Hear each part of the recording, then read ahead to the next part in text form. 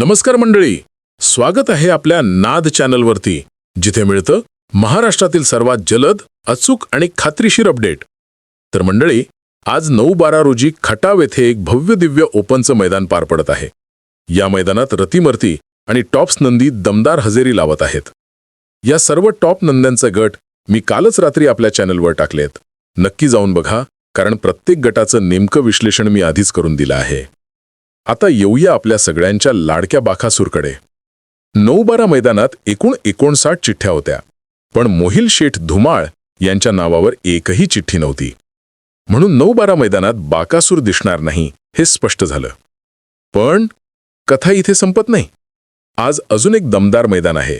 निनाई देवी यात्रेनिमित्त कोकरोड, तालुका शिराळा, जिल्हा सांगली येथे. या मैदानाच्या लाईव्ह लॉटनुसार गट क्रमांक 23 मध्ये तास क्रमांक 3 वर मोहिल धुमाळ यांच्या नावावर चिठ्ठी सुटलेली आहे.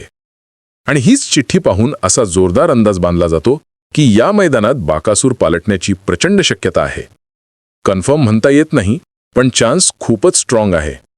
9/12 मैदानातही जर कोणत्याही पेरकऱ्याच्या नावावर चिठ्ठी असेल तर बाकासूर तिथे दिसू शकतो. पण सध्या सर्वात मजबूत आणि तगडा संकेत म्हणजे कोकरोडच्या तास क्रमांक 3 ची चिठ्ठी.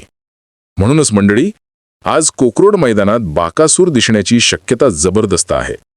अशी अपडेट आवडली असेल तर लाईक करा आणि अशाच दमदार अपडेटसाठी नाद चॅनलला सबस्क्राईब करा. पुढच्या व्हिडिओमध्ये भेटू. धन्यवाद.